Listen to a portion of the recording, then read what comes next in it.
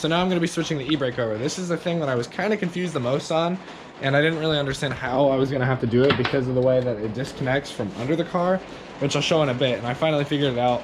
I was only confused because I only looked at it like just a little bit, kind of glanced at it, but I finally got under there and I looked at it, and it's super simple and it makes a whole lot of sense. So it's gonna be very easy. So we're gonna go inside the car now. So the airbag module is right above where that e-brake wire runs, and that needs to be taken off so you can get this whole e-brake assembly out.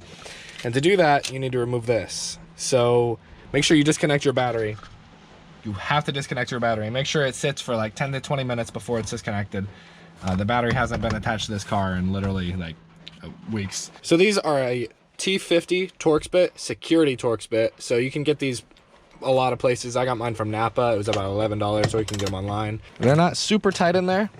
Go ahead and take all these 4 out now. So for some reason there's 3 of those, and then there's a Phillips head or a 10mm over here. I really need to buy an adapter. Why am I even talking? I know I'm not gonna put this in. Like, and now you have these 2 12 mils. All right, so there we go. Now the e-brake is completely out and we're ready to start fabbing up the new e-brake. Fabbing. Gotta get the e-brake in here. I don't exactly know where it goes, so I have to go take a ton of measurements now and figure out where it goes. Here we go. I got all my holes lined up and marked. I'm gonna go ahead and drill them now, and I'll explain to you guys how I found exactly where I want to put my e-brake, and if you guys are doing this as well, where you guys can put your e-brake. There we go. I got my holes drilled. Now I'm gonna go ahead and test fit it, and here it is in the car. It honestly looks super good. I'm super happy with how this looks. You guys can see it looks exactly OEM. This is exactly where this is going to be. Go ahead and pull it up. Obviously it won't go that high. I don't actually have the brake connected to it right now. Pull it up. Looks great. Now I'm going to take this off and show you guys how I put it in there. Now the way I lined this up was I took this edge of the e-brake right here and I put it in the middle of that, and that gave me the best fitment that I wanted. I could have gone a little further up, as you guys can see. Probably should have gone a little further up, but that's kind of where my holes ended up. And I have a nut in between this right here for a washer, a big washer, and that's how I got that to fit.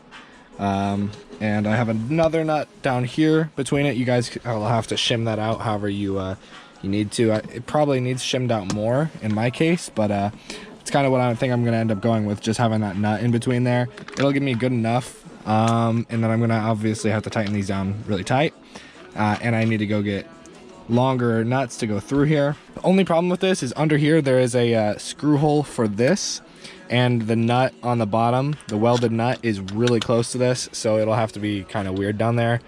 But I'm gonna go pick up some longer bolts and then bolt that down there, and then I don't even think I'm gonna move this. I don't think I'm gonna move this because I don't think there's a problem with it being right there. I don't think I'm going to cut a new hole. I honestly don't know if there's a reason to. I don't think this wire drags on anything, but I'll have to double check that. And other than that, we're good to go, and I'm ready to bolt this down permanently, I'm pretty sure.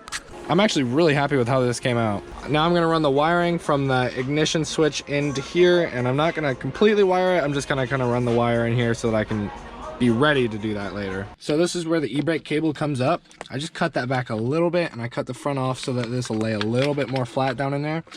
And then I took the bracket for the old e-brake cable, took an angle grinder, grinded out the section where the cable goes through, accidentally cut through it, but that shouldn't matter. I'm gonna go ahead and slip this over the cable and then over here to where it'll hold this down. And I'm gonna seal this up with gutter seal. If you guys know what that is, you use that in the gutters to seal it, so it's like completely waterproof. It's very tacky. It's a type of caulking. Probably not the best thing to use for this, and I'm sure there's actually like other stuff that's meant for this, but that's what I know will hold it, and it should not leak at all. I'm also gonna seal that hole that I accidentally punched through the firewall with that. Again, probably not the right stuff, but that's what I've got at hand, and actually don't have it with me. I need to go pick it up later. And I also think that I actually did bleed the clutch, and I just have been stuck on this, and I might have actually been bleeding it for a long time but not realized it because I wasn't pushing the clutch far enough in. It's been a long time since I've had a manual car. I swear there were issues last time I was bleeding. I don't know. I have to test it. I don't know. Actually, I did test it a long time ago and it didn't work, so I'll have to see this time, because I would push the clutch in and the wheels would still be spinning. I I'll test it in a little bit. I have to get this back together so I can put the airbag module in. So I gotta tighten up all this and then get ready to go on this. So I went ahead and I got the e-brake in there and all mounted up. Oh, oops. And there we go. I mean, it's all bolted down to the chassis, and that's really good to go. I can go ahead and mount this thing back here. I flattened this out here just to kind of contour it with the car. I saw another person do this in their manual swap, and then the rubber boot will go over that. And I have a piece of aluminum flashing or aluminum coil that I'm gonna put over here and kind of just screw it down like that. It's not the greatest fix just to cover that little hole, but I think it'll work. I don't know how well. Hopefully it's not too bad. And then I could probably put some gutter seal around that too, but I don't think that'll leak at all. I don't think any of this will leak, and I'm honestly super happy with it, how this is coming out. I couldn't be happier with how the e-brake came out. I mean, it's in there a really weird spot, and I kind of just started drilling this hole to make it a little bigger because everything is so tight in here. The other chassis of the other car is completely different around how the e-brake goes. There's a lot more room to work with, so it's kind of weird to deal with this. If you guys have any questions about that, please let me know and I'll try to help you guys as best as possible, because there's not a whole lot of people that are actually... I saw one video where a guy had his e-brake done, and he did it a little bit of a different way than I did, and I'm not really sure how, but hopefully that's good how I did it. Also, for anyone wondering, I'm gonna link a video on how this is wired. I'm also gonna be running it into the car exactly how this video does it in the description. That is the hardest wire to get to. I recommend pulling this whole box if you can, if you're able to, and then getting that wire as close to you as possible, because stripping that wire was extremely difficult. And I do not recommend running it like this, how I have it ran right here. It's gonna be completely different, and it's gonna be run to the clutch switch so that you can only start the car when the clutch is engaged. Thank you guys for watching. Hope this helped you guys figure out where to put your e-brake. I know I had a hard time figuring out a lot of stuff about this and finding the information I needed, but in all, it wasn't the most difficult thing. But like I said, if you guys have any questions, let me know and I'll try to help. Later.